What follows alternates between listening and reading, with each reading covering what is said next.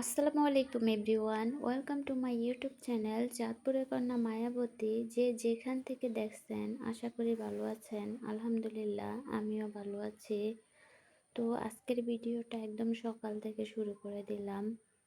আজকে সকালবেলা রুটি বানানোর কোনো প্রিপারেশন ছিল না, তারপরও আবার চিন্তা করলাম না রুটি বানাই। এ কারণে মোটা মোটা কয়টা রুটি বানিয়ে নিলাম, খুব ভারী ভারী। নর্মালি আমি এরকম বড় বড় রুটি বানাই না।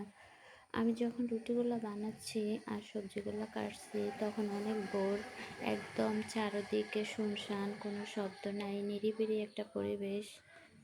আর আমি বসে বসে এই কাজগুলো করতেছি। আসলে সকালবেলা উঠলে দেখা গেছে কি নামাজ পড়ে তারপরে আবার যখন একটু শোয়া থেকে উঠে আর অন্য কোনো কাজ থাকে না। তো এই কারণে আমি তাড়াতাড়ি রান্না করতে চলে যাই। আর আমি দেখা গেছে একটু থালা বাসন রাতের বেলায় ধুয়ে ফেলি, সকালবেলা আমার এই কারণে কাজটা কম থাকে। তো রুটি বানাইলে আমার মেয়ের একটা আবদার থাকে কি, ওকে একটু তেল দিয়ে রুটি ভেজে দেওয়ার জন্য। ও রুটি তেল দিয়ে ভেজে দিলে অনেক পছন্দ করে। একদিক দিয়ে আমি রুটি ভাজতেছি, অন্য দিক দিয়ে আবার আমি দুপুরে রান্নার জন্য মাছের মাথা ভেজে নিয়েছি। আমি আজকে মাছের মাথা দিয়ে শাক দিয়ে রান্না করব। যে কোনো মাছের মাথায় আমরা নর্মালি শাক দিয়ে খাই, অন্য কোনো কিছু দিয়ে আর খাই না। তো এদিক দিয়ে আমি মশলা ভালোভাবে কষিয়ে নিয়েছি, আর বাকি রুটিগুলো আমি এমনিই থেকে নিতেছি। আর এখানে তেল ইউজ করি না, কারণ আমার হাজব্যান্ড আবার রুটিতে তেল পছন্দ করে না, ও সাদা রুটি খেতেই পছন্দ করে। তো আমাদের এদিক দিয়ে অনেক গরম পড়তেছে। এত গরমের ভিতরে আসলে চুলার পাড়ে বসে থাকা অনেক টাফ হয়ে যায়। অতিরিক্ত গরম হলে মনে হয় যে একটু বৃষ্টি হলে ভালো হতো। আবার টানা যদি বৃষ্টি হয় তাহলে মনে হয় যে না, বৃষ্টি ভালো লাগে না, রোদেই ভালো, এমন একটা অবস্থা। তো আমি যে শাকটা রান্না করতেছি এটা হচ্ছে কলমির শাক। আসলে সব ধরনের শাক খাই না, দেখা গেছে কুমড়ার শাক তো খাই না, আমি খুব একটা পছন্দ করি না কুমড়ার শাক। বিশেষ করে একটু লাল শাক বেশি পছন্দ করি। তো এই দিক দিয়ে কিন্তু আমার শাকটা প্রায় হয়ে গেছে। এখন আমি এগুলা নামিয়ে নিব।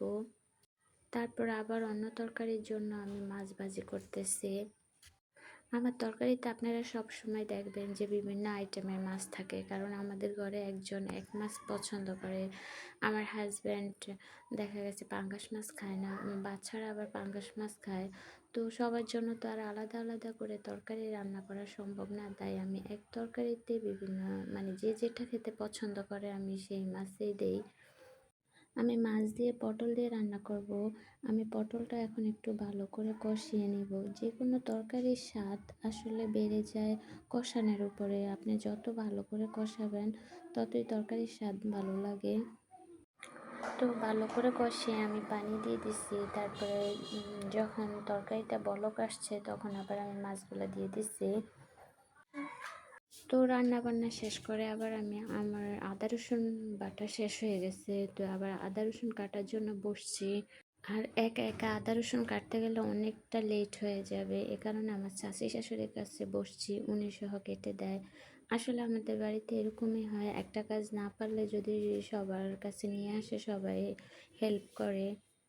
আদা রসুন বাটা শেষ হয়ে গেলে আমার যে কত টেনশন হয়, কারণ এগুলা কাটতে হয় আর কাটলে প্রচুর পরিমাণে হাত চলে। তারপর আবার দুপুরে বাচ্চাদের জন্য একটু আম কাটতেছি। এখন তো আমের সিজন, এখন প্রতিদিনই আমাদের আম খাওয়া হবে। আর আমি তো বিশেষ করে আম অনেক বেশি পছন্দ করি। আর এগুলা তো গাছের আম, একদম ফ্রেশ আম, ফরমালের মতো, এ কারণে আমি বাচ্চাদেরকে খাওয়ানোর চেষ্টা করি। তো আজকে এই পর্যন্তই, সবাই দোয়া করবেন। আর ভিডিওগুলো ভালো লাগলে অবশ্যই লাইক, কমেন্ট এবং আমার চ্যানেলটা অবশ্যই সাবস্ক্রাইব করে পাশে থাকবেন। আপনাদের অনুপ্রেরণায় আমরা উৎসাহ হয়ে আরও ভিডিও দিব। তো এই পর্যন্তই, আল্লাহ হাফেজ।